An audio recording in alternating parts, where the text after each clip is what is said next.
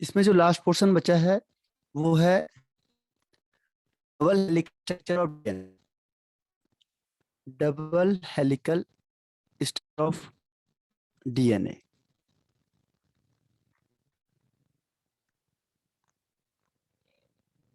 ये है।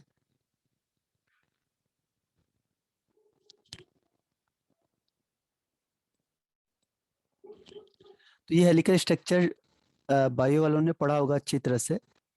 ठीक है, ये है double helical structure of DNA. इसमें देखो क्या क्या खास बात है जो आपको याद रखनी है। पहली चीज कि इसमें देखो 5-3 जैसे हम कल कह ही रहे थे कि 5-3 है। जब आप ऊपर से कनेक्ट करोगे तो 5 होता है, नीचे से जाएगा 3 है, या फिर 3-5 तो ये वो किसको दिखा रहा है, कनेक्शन को दिखाता है कि कौन सी चीज किससे कनेक्ट हो रही है। पहली चीज तो 3-5 और 3 मतलब 5-3 और 3-5। दूसरी चीज होती है कि ये डबल हेलिकल स्ट्रक्चर होता है। ये डीएनए है जो दिया था वाटसन और क्रिक ने, और उसको नोबेल प्राइज मिला था इसके लिए। ठीक है, तो पहली चीज क्या है इसमें, ये डबल स्ट्रैंड वाला होता है। डबल स्ट्रैंड जैसे आरएनए, आरएनए में सिंगल स्ट्रैंड होता है, लेकिन इसमें डबल स्ट्रैंड होगा, इसमें दो चीजें कनेक्ट होती है। दूसरी चीज क्या होती है कि एक टर्न तक, देखो यहां से लेके यहां तक एक टर्न ये होता है। ठीक है, इसे मत दिखना है टर्न, यहां से लेके यहां तक एक टर्न होता है पूरा। और इस टर्न में, एक टर्न में ध्यान रखना, एक टर्न में 10 पेयर होते हैं। 10 पेयर होते हैं। ठीक है, एक टर्न में 10 पेयर होते हैं। देखो काउंट करेंगे, 1, अच्छा इसमें कम दिखा रहा है ये, लेकिन ओवरऑल कितने होते हैं, 10 पेयर होते हैं इसमें। ठीक है, तो 1 जो टर्न होगा उसमें 10 पेयर होंगे। नंबर नेक्स्ट है इसमें, ये एक लॉ होता है, चार्लोक लॉ ऐसा कुछ था वो।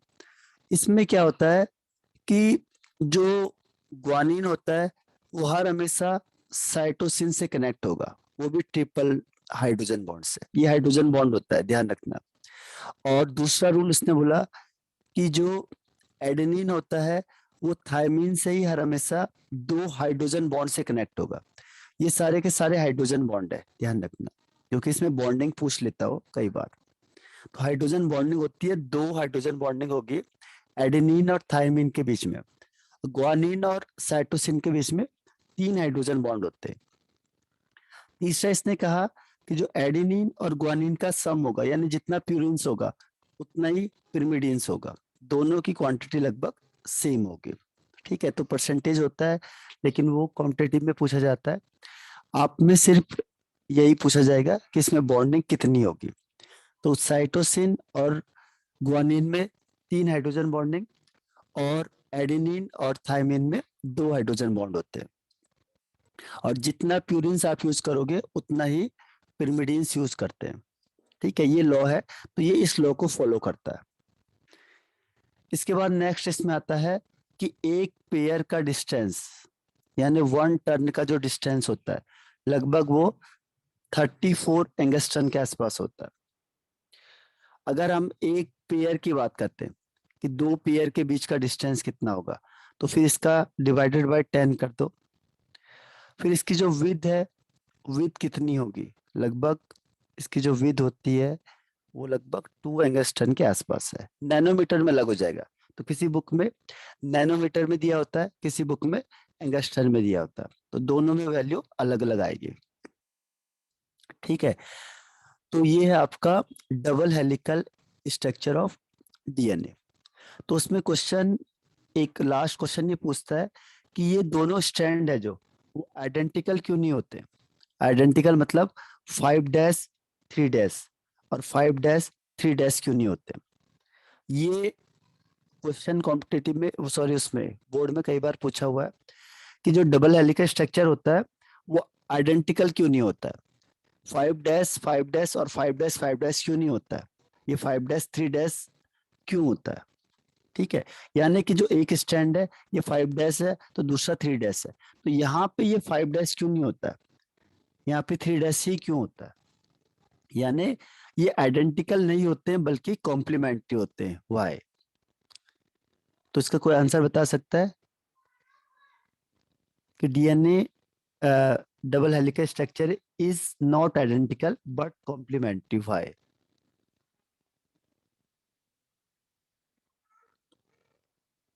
और दूसरा इसमें बॉन्डिंग का है। इसमें कितना बॉन्ड होगा ये ध्यान रखना है कि ये हाइड्रोजन बॉन्ड होता है ग्वानिन और साइटोसिन के बीच में, दूसरा थायमिन और एडेनिन के बीच में, 2 हाइड्रोजन बॉन्ड और 3 हाइड्रोजन बॉन्ड। ठीक है, तो अब मुझे बताओ ये समझ में आया पहले आपको यहाँ तक?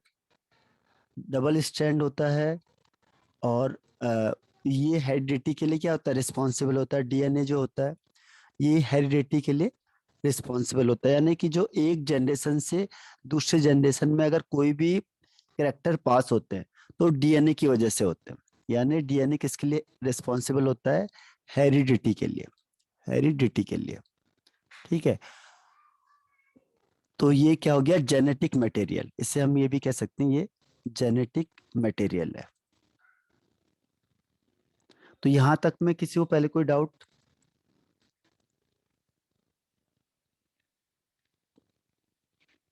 Any doubt? ये स्ट्रक्चर आपको दिख रहा है, ये बना देना आपने। ठीक है, अब मैं आपको आंसर बता देता हूँ कि जो क्वेश्चन आता है कि आइडेंटिकल नहीं हो सकता है, ये हर हमेशा कॉम्प्लीमेंट्री होता है। क्यों? हाँ, अंबिका ने सही बताया। देखो इसमें क्या होता है, अभी मैंने कहा ये जो 4 लॉग है, इस रूल के अकॉर्डिंग क्या है कि ग्वानिन हर हमेशा साइटोसिन से ही अटैच होगा, बाकी किसी से भी करोगे तो गलत हो जाएगा। ऐसे एडेनिन हर हमेशा थायमिन से ही अटैच होगा, बाकी और किसी से करोगे तो गलत हो जाएगा।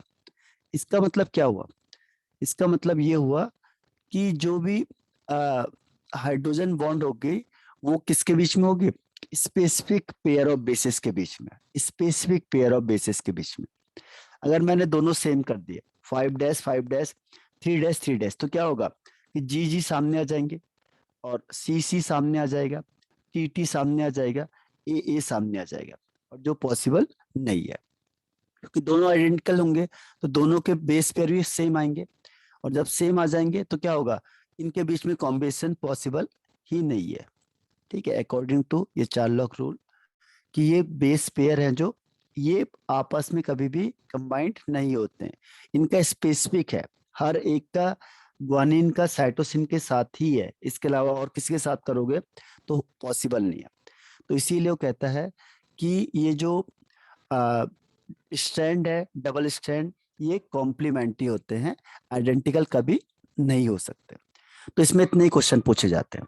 फिर से मैं रिवीजन कर देता हूँ। डीएनए मतलब होता है डीऑक्सी राइबोस न्यूक्लिक एसिड। ठीक है, डीऑक्सी राइबोस न्यूक्लिक एसिड। तो जो न्यूक्लिक एसिड होता है उसमें शुगर कौन सा होता है? इसमें डीऑक्सी राइबोस, इसीलिए इसका नाम रख दिया उन्होंने डीएनए। न्यूक्लिक एसिड होता है यानी न्यूक्लियस में प्रेजेंट होता है। न्यूक्लियस में क्रोमोसोम्स होते हैं, क्रोमोसोम्स इसी से बने होते हैं। ये डबल हेलिकल स्ट्रक्चर होता है और इसमें 1 टन में 10 बेस पेयर होते हैं, और 1 टन का डिस्टेंस लगभग 34 एंगस्ट्रम है। और इसके बेस पे अगर हम देखेंगे तो दो दो पेयर के बीच का डिस्टेंस को, इसको 10 से डिवाइड कर दो। इसके बाद फिर इसकी विड्थ होती है 2 एंगस्ट्रम के आसपास, और ये कभी भी आइडेंटिकल नहीं होते हैं। और ये रिस्पॉन्सिबल होता है हेरिडिटी के लिए, यानी अगर कोई भी करेक्टर पास हो रहा है 1 जनरेशन टू नेक्स्ट जनरेशन में तो वो डीएनए के थ्रू होता है। ठीक है, और ये एक हिसाब से जेनेटिक मटेरियल है और रिस्पॉन्सिबल फॉर हेरिडिटी। तो ये हो गया आपका डीएनए के बारे में। अब आरएनए में कुछ ज्यादा नहीं आता, आरएनए में सिर्फ ये आता है। डीएनए में एक चीज और होती है, डीएनए में रेप्लिकेशन पॉसिबल होता है। रेप्लिकेशन पॉसिबल होता है। रेप्लिकेशन का मतलब जैसे ये डीएनए है, अब ये डीएनए सपोज अगर ये टूट के अलग स्ट्रैंड में आ जाता है 1 1, तो यहाँ पे फिर ये दोबारा अपने आप ही क्या होता है? डबल स्ट्रैंड बना लेता है, तो ये रेप्लिकेट हो जाता है। ठीक है, आरएनए में ऐसा नहीं होता। आरएनए क्या होता है? 1 स्ट्रैंड वाला ही होता है जनरली, तो इसमें रेप्लिकेशन का कोई सवाल ही पैदा नहीं होता है। ठीक है, तो ये आरएनए हो गया, डीएनए। आरएनए वन स्ट्रैंड का होता है, डीएनए डबल स्ट्रैंड वाला होता है। डीएनए में रेप्लिकेशन हो सकता है, आरएनए में रेप्लिकेशन नहीं होता। जो आरएनए के टाइप होते हैं उसमें तीन टाइप होते हैं। पहला लिखा है देखो, मैसेंजर आरएनए, जो मैसेज पास करेगा। एक होता है राइबोसोमल आरएनए, और एक होता है ट्रांसफर आरएनए। तो तीन तरीके के आरएनए होते हैं। बस इसमें अगर ज्यादा से ज्यादा आपसे टाइप्स पूछ सकता है, ठीक है। ये फंक्शन के बेस पे इसको थ्री टाइप से डिवाइड कर दिया। तो आरएनए के थ्री टाइप हो गए, मैसेंजर और राइबोसोमल और ट्रांसफर आरएनए। तो इस तरीके से तीन आरएनए इसमें है आपके पास। अब इसमें जो लास्ट क्वेश्चन आता है वो है इसके डिफरेंस के बेस पे। फिर ये चैप्टर फिनिश हो गया आपका, ठीक है। Difference between RNA and DNA. इसमें देखो एक फिंगरप्रिंट्स भी आता है। इसका मतलब जैसे अभी आपने सुना होगा, जो डीएनए होता है ये कभी भी किसी दो पर्सन का सेम नहीं हो सकता, ठीक है। ये ऐसे जैसे आपका फिंगरप्रिंट होता है, जो फिंगरप्रिंट आपके पास है वो वर्ड में किसी के साथ मैच नहीं करेगा, ऐसे डीएनए के साथ भी है। जो डीएनए एक का होगा वो किसी के साथ भी मैच नहीं करेगा, ठीक है। तो क्योंकि जो इस पे सीक्वेंस ऑफ बेसिस होता है डीएनए का, वो यूनिक होता है हर एक पर्सन के लिए, ठीक है। ये किसी और में नहीं होगा, हर एक का एक स्पेसिफिक सीक्वेंस से बेसिस लगे होते हैं डीएनए में। इसी को हम कहते हैं डीएनए फिंगरप्रिंट्स। जैसे फिंगरप्रिंट्स होता है जो हर एक के लिए क्या होगा, अलग अलग होता है और एक का स्पेसिफिक होता है, ऐसे ही। और इससे आप क्या कर सकते हो, बहुत सारे जो क्रिमिनल आइडेंटिफिकेशन होते हैं वो डीएनए से हम निकाल सकते हैं। तो बहुत सारे इसके यूजेस होते हैं, ठीक है। अब मैं आपको लास्ट बता देता हूँ कि आरएनए और डीएनए में क्या डिफरेंस है। आरएनए और डीएनए में डिफरेंस, फिर हम एक बार इसे पूरा रिवाइज करते हैं। और आज मैं आपको इसके सारे क्वेश्चन भेजता हूँ, जो जिस टाइप के क्वेश्चन है, एसर्शन रीजन से लेके हर टाइप के क्वेश्चन है जो मैं आपको भेजता हूँ आज। फिर आप मुझे भेजोगे आंसर, फिर मैं उसके आंसर आपको बताऊंगा। पहला देखो डिफरेंस क्या है, डीएनए एंड आरएनए। डीएनए और आरएनए में सबसे पहला डिफरेंस है, इसके नाम से ही पता चलता है। देखो नाम से मतलब जो इसमें हमने शुगर यूज किया है, इसमें हमने कौन सा शुगर यूज किया, देखो डी मतलब डी ऑक्सी राइबोस। इसमें जो शुगर होता है वो डी ऑक्सी राइबोस होता है। तो डी ऑक्सी राइबोस का मतलब जो राइबोस है उससे सेकंड वाला ऑक्सीजन यहाँ से रिमूव हो जाता है, तो इसमें राइबोस शुगर होता है। तो पहला डिफरेंस यही होता है कि जो इसमें शुगर होता है वो राइबोस यूज करते हैं, इसमें डीऑक्सी राइबोस यूज करते हैं। दूसरा इसमें नाइट्रोजिनस बेस, नाइट्रोजिनस बेस। इसमें कौन कौन से होते हैं, एडेनिन, ग्वानिन, साइटोसिन और थायमिन। जबकि यहाँ पे जो फोर्थ वन है वो चेंज हो जाता है, एडेनिन, ग्वानिन, साइटोसिन और यूरेसिल होता है। तो एक चीज कह सकते हैं हम कि इसमें थायमिन यूज होता है जबकि इसमें यूरेसिल यूज होता है, ठीक है। तो ये चेंज है नाइट्रोजन बेस में, कि यूरेसिल यूज होगा आरएनए में और थायमिन यूज होगा डीएनए में। तीसरा है हेरिडिटी। इन दोनों में से कौन होता है जो हेरिडिटी के लिए रिस्पॉन्सिबल होगा, यानी किसके थ्रू हेरिडिटी होती है। तो किसके थ्रू होती है, डीएनए के थ्रू हेरिडिटी होगी, और आरएनए के थ्रू हेरिडिटी नहीं होती। यानी आरएनए हेरिडिटी के लिए रिस्पॉन्सिबल नहीं होता है। हेरिडिटी का मतलब होता है जो करेक्टर पास होते हैं इससे पेरेंट्स से डॉटर्स में या स्प्रिंग में, तो वो किसके थ्रू होते हैं, डीएनए के थ्रू होते हैं। अब इसके बाद डीएनए के बाद आता, इसके बाद आता है प्रोटीन सिंथेसिस। इनमें से कौन है जो प्रोटीन को सिंथेसाइज करता है, ठीक है। प्रोटीन सिंथेसिस, तो प्रोटीन सिंथेसिस कौन करता है, आरएनए प्रोटीन सिंथेसिस करता है, जबकि डीएनए प्रोटीन सिंथेसिस नहीं करता है। यानी जो फंक्शन है आरएनए का वो है प्रोटीन सिंथेसिस करना।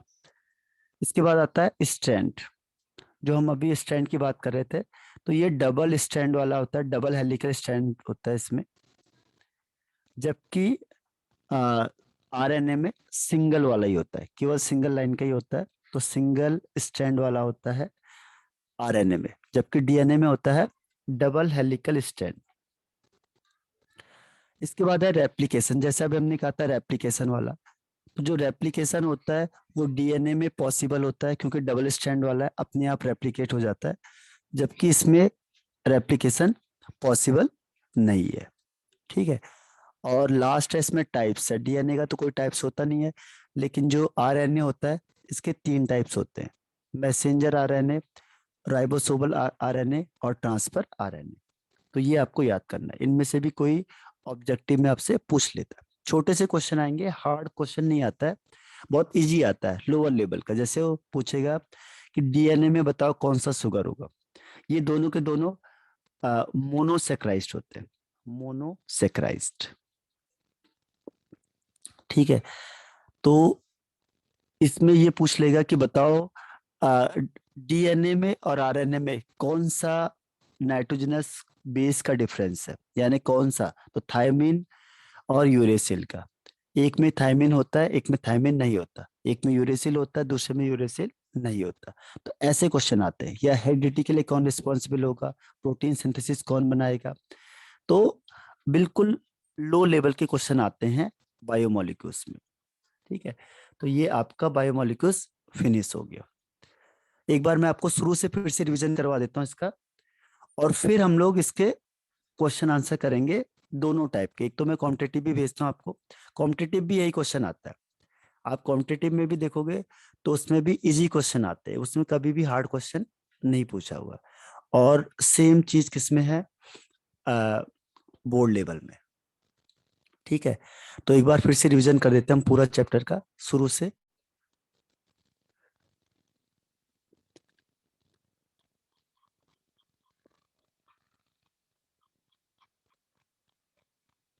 अगर कोई आपके माइंड में क्वेश्चन है तो आप मुझे पूछ लेना। ठीक है।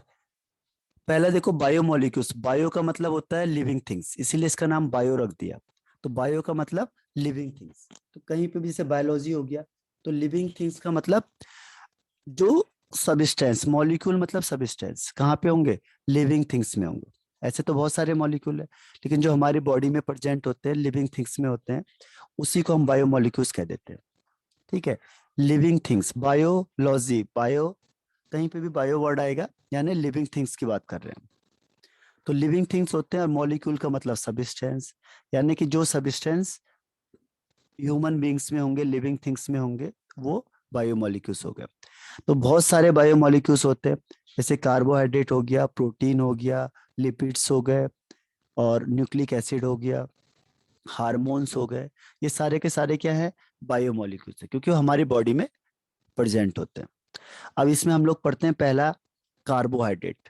तो कार्बोहाइड्रेट क्या हुआ, कार्बोहाइड्रेट का मतलब होता है, पहले इसके अलग अलग डिफाइन थी। पहले क्या थे, कार्बो का मतलब कार्बन, तो इसका फॉर्मूला इन्होंने अलग दिया था कि कार्बन वाले कंपाउंड होते हैं। ठीक है। उसी को कार्बो कह देते हैं, और ये लगभग हाइड्राइड होते हैं किसके, कार्बन के। पहले माना जाता था कार्बन के हाइड्राइड, जैसे हाइड्राइड का मतलब वाटर, H2O का वाई। ठीक है। कार्बन के हाइड्राइड माने जाते थे, इसीलिए इसे कहते थे कार्बोहाइड्रेट। कार्बो मतलब कार्बन, हाइड्राइड मतलब वाटर। ठीक है। जिसमें कार्बन के वाटर प्रेजेंट होते हैं। लेकिन ये डेफिनेशन क्या हुई, गलत हो गई, क्योंकि बहुत जगह पे फॉलो नहीं हो रही है। ठीक है। ग्लूकोज में तो फॉलो हो जाएगी, देखो C6, और यहाँ पे H2O का 6।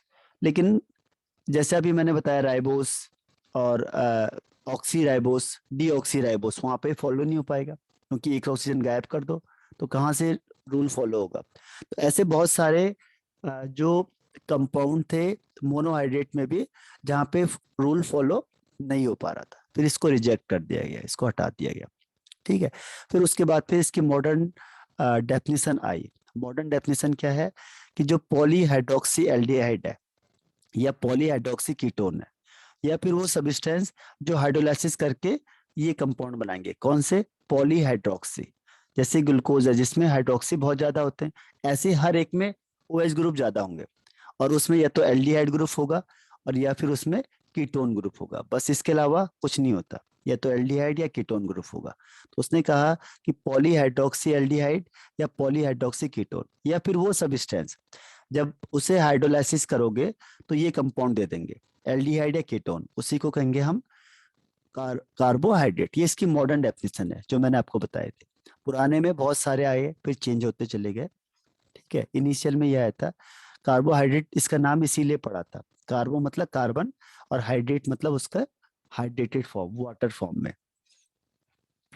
इसके बाद फिर क्या हुआ कि इसमें शुगर आता है कि व्हाट इज शुगर। इसके बहुत सारे टाइप हैं। शुगर, शुगर कैसा होता है, क्रिस्टलाइन शेप होता है। दूसरा स्वीट इन टेस्ट होता है। और तीसरा सॉलेबल इन वाटर होता है, उसे हम कहते हैं शुगर। शुगर में दो टाइप के शुगर होते हैं। पहला होता है रिड्यूसिंग शुगर और नॉन रिड्यूसिंग शुगर। तो रिड्यूसिंग शुगर का मतलब रिड्यूस कर देना। तो जो किसको रिड्यूस करेगा, टॉलरेंस रीजन को और फेलिंग सॉल्यूशन को। ये आप उसमें भी करोगे, कार्बोहाइड्रेट टेस्ट हैं दोनों के दोनों। तो जो टॉलरेंस रीजन को और फेलिंग सॉल्यूशन को रिड्यूस कर देगा उसे कहते हैं रिड्यूसिंग शुगर।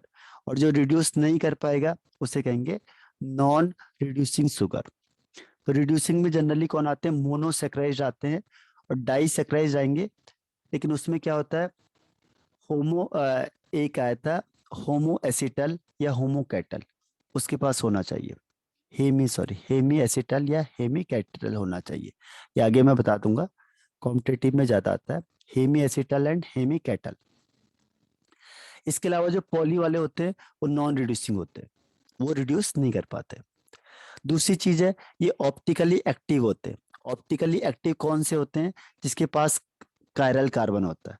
जिसके पास भी कायरल कार्बन होगा जनरली वो क्या होते हैं, ऑप्टिकल एक्टिव होते हैं। यानी वो प्लेन पोलराइज लाइट को रोटेट कर देंगे, आइदर राइट हैंड साइड और लेफ्ट हैंड साइड। तो अगर राइट हैंड साइड करेंगे तो उसे कहते हैं डी या प्लस, आपने देखा होगा। तो प्लस या डी का मतलब होता है डेक्स्ट्रो रोटेटरी। ठीक है, तो वो क्या होते हैं, ऑप्टिकली एक्टिव कंपाउंड होते हैं। और अगर लेफ्ट हैंड साइड में रोटेट करते हैं तो उसे कहते हैं स्मॉल एल या माइनस साइन, लीवो रोटेटरी। ठीक है, तो किसी बुक में किसी में आप देखोगे माइनस साइन, किसी में प्लस साइन। तो माइनस प्लस का मतलब क्या हुआ कि एक पीपीएल को राइट हैंड साइड में रोटेट कर रहा है और दूसरा लेफ्ट हैंड साइड में। जैसे ग्लूकोज है, ग्लूकोज होता है डेक्स्ट्रो रोटेटरी, इसीलिए डेक्स्ट्रोस भी कहते हैं। देखो आप ग्लूकोज के बॉक्स में डेक्स्ट्रोस लिखा होता है, यानी वो डी फॉर्म में होता है। डी मतलब डेक्स्ट्रो रोटेटरी होता है, इसीलिए उसे डेक्स्ट्रोस भी कहते हैं। तो कई बार आप देखोगे कि ग्लूकोज के बॉक्स में लिखा होता है डेक्स्ट्रोस, तो उसका यही मतलब है। फ्रक्टोस होता है, उसको माइनस से दिखाते हैं, वो लीवो रोटेटरी होता है। तो दोनों के नेचर अलग अलग है। ठीक है, तो ये ऑप्टिकली एक्टिव होते हैं। इसमें कितने कैरल कार्बन है ये आपको आगे पता करना पड़ेगा। अब नॉन शुगर में ठीक उसका उल्टा हो जाएगा शुगर का। नॉन शुगर में एमॉर्फस हो जाता है, दूसरा टेस्टलेस हो जाता है, तीसरा इनसॉल्युबल इन वाटर। इसमें कौन से आते हैं, जनरली पॉलीसेक्राइज्ड। नेक्स्ट इसमें आता है कार्बोहाइड्रेट में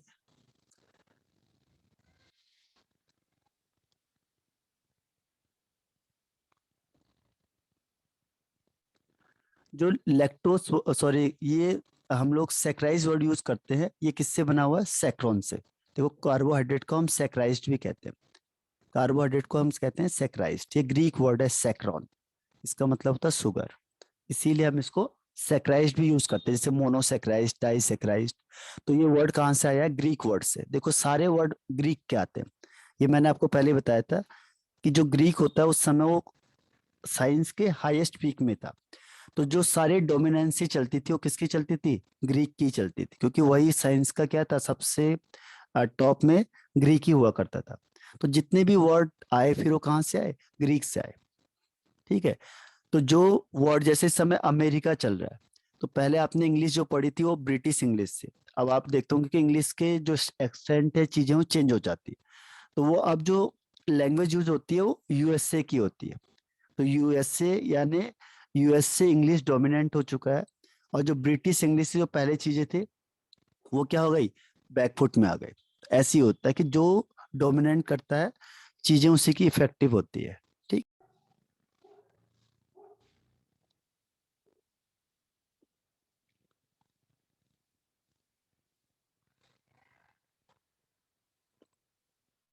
हेलो आवाज आ रही है। हाँ, ये नेट चला गया सर। तो इसमें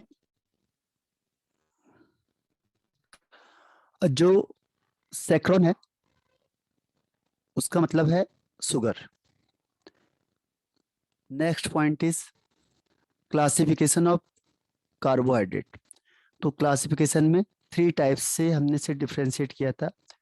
फर्स्ट इज मोनोसेक्राइज्ड, ओलिगोसेक्राइज्ड और पॉलीसेक्राइज्ड। तो मोनो मतलब 1, यानी ये सबसे सिंपलेस्ट यूनिट है। तो आप इसको कैन नॉट बी डिवाइडेड या हाइड्रोलाइज्ड फर्दर, आप इसको आगे हाइड्रोलाइज नहीं कर सकते हो। ये इसका अल्टीमेट पार्टिकल है। जैसे ग्लूकोज है, तो ग्लूकोज सबसे अल्टीमेट पार्टिकल है कार्बोहाइड्रेट का। आप इसको आगे हाइड्रोलाइज करोगे तो ये कार्बोहाइड्रेट बचेगा नहीं, ये एल्कोहल में चेंज हो जाता है, तो ये कार्बोहाइड्रेट नहीं है। तो कार्बोहाइड्रेट का अल्टीमेट पार्टिकल कौन है? ग्लूकोज। तो जब भी आप खाना खाते हो तो खाना खाने से स्टार्च, सेलुलोज वगैरह कुछ भी खाओगे तो पहले वो अल्टीमेट ब्रेकडाउन होता है ग्लूकोज में। तो glucose is the ultimate particle of carbohydrate. तो इसको आप फर्दर हाइड्रोलाइज नहीं कर सकते। अगर हाइड्रोलाइज करोगे, आप आगे रिएक्शन करोगे तो वो अल्कोहल वगैरह में चेंज हो जाएगा, तो कार्बोहाइड्रेट नहीं है। इसीलिए कहा गया इसको कि ये कैन नॉट हाइड्रोलाइज फर्दर। ठीक है, पहली चीज। बाकी तो सब कुछ वही है, पॉलीहाइड्रोक्सी एल्डिहाइड होते हैं या कीटोन होते हैं। ठीक।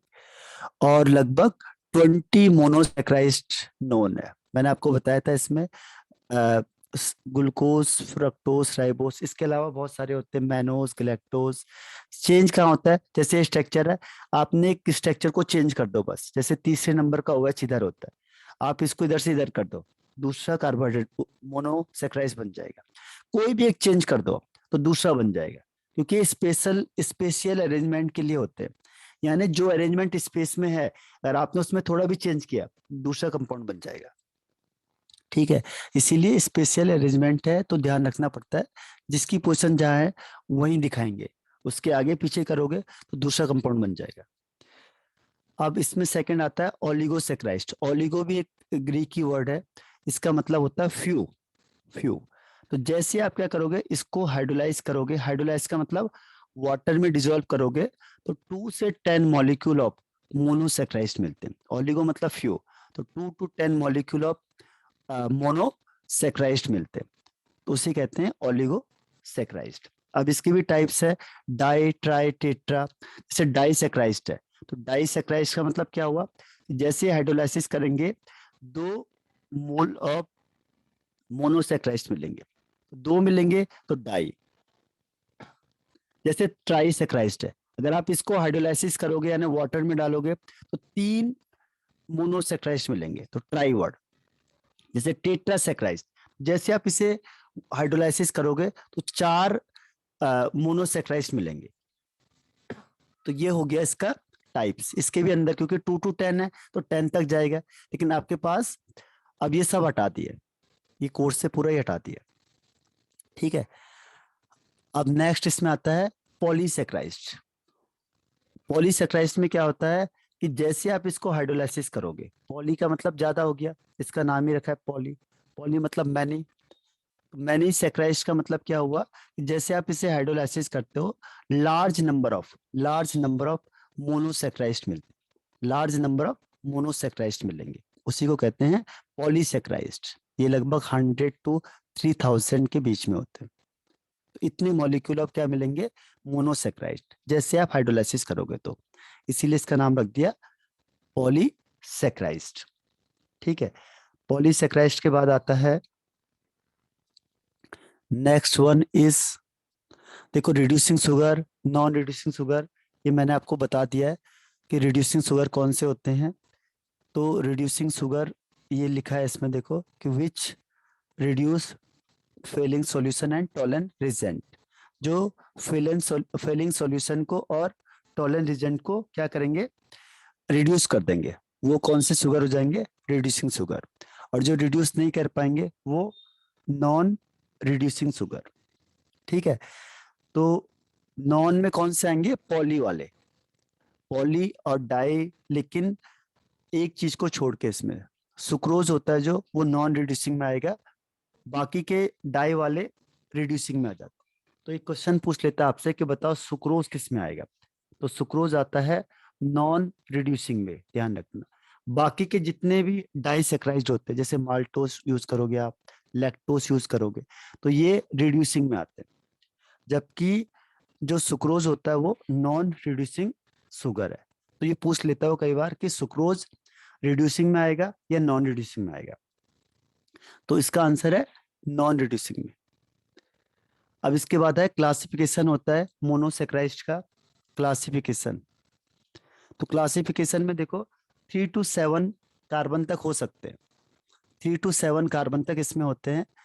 3 के लिए आता है ट्राई, इसके पीछे लग जाता है ओस, ट्राईओस।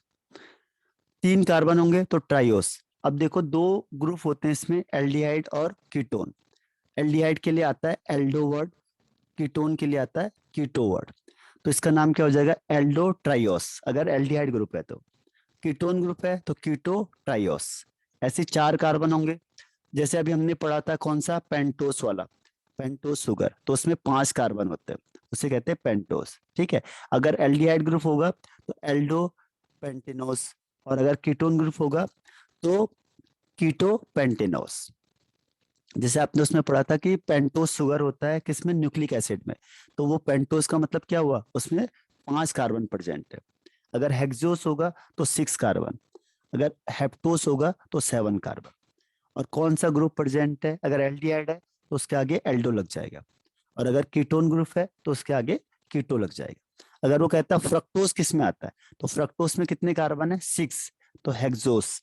और उसमें कौन सा ग्रुप है, एल्डो, सॉरी कीटो, तो कीटो हेक्सोस। तो ध्यान रखना, फ्रक्टोस को क्या कहेंगे हम, कीटो हेक्सोस, इसका आईयूपीएसी नेम। ठीक। तो ये इसका नोमेनक्लेचर हो गया। नोमेनक्लेचर के बाद हम आगे आते हैं प्रिपरेशन ऑफ ग्लूकोज का, प्रिपरेशन ऑफ ग्लूकोज।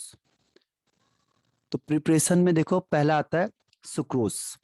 सुक्रोज में क्या करते हैं हम, इसका हाइड्रोलाइसिस करेंगे। अब सुक्रोज कैसा होता है, डाइसेक्राइज्ड होता है।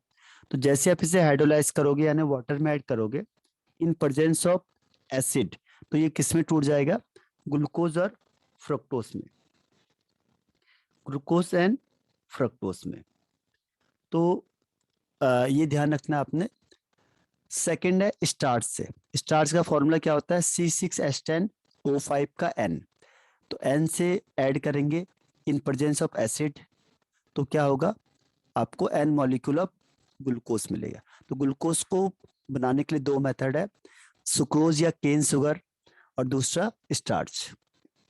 इससे कॉमर्शियली बनेगा, क्योंकि ज्यादा अमाउंट में बनेगा तो कॉमर्शियली स्टार्च से बनेगा। इसको एक बार भी देख लोगे तो छोटे छोटे क्वेश्चन आते हैं तो आपको याद हो जाएगा ये। इसके बाद इसके स्ट्रक्चर को बताया था कि स्ट्रक्चर में क्या होता है, कैसे पता चलेगा हमें कि 6 कार्बन स्ट्रेट चेन में है। तो उससे हमने क्या किया, HIC रिएक्शन किया। HI स्ट्रॉन्ग रिड्यूसिंग एजेंट होता है, ध्यान रखना, ये स्ट्रॉन्ग रिड्यूसिंग एजेंट होता है और हर एक को रिड्यूस कर देता है। ये भी, ये हर एक को रिड्यूस कर देता है, यानी उससे ऑक्सीजन निकाल देगा और हाइड्रोजन ऐड करा देगा। ध्यान रखना HI का भी। ठीक है, HI अगर कोई ध्यान नहीं आ रहा आपको तो HI आप यूज कर सकते हो। एक रिड्यूसिंग एजेंट जो आपके बुक में ज्यादा है वो है LiAlH4 और NaBH4। तो ऐसे ही कौन है, HI भी होता है, ये भी स्ट्रॉन्ग रिड्यूसिंग एजेंट है। तो ये सारे ऑक्सीजन को बाहर निकालेगा, हाइड्रोजन ऐड कर देगा, यानी N हेक्सेन बना देगा। तो इससे हमें प्रूफ होता है कि जो 6 कार्बन है स्ट्रेट चेन में प्रेजेंट है। दूसरा इसमें आता है कार्बोनाइल ग्रुप का टेस्ट। तो टाइम खत्म हो रहा है, रिज्वाइन कर दो आप सेम आईडी पे, रिज्वाइन सेम आईडी।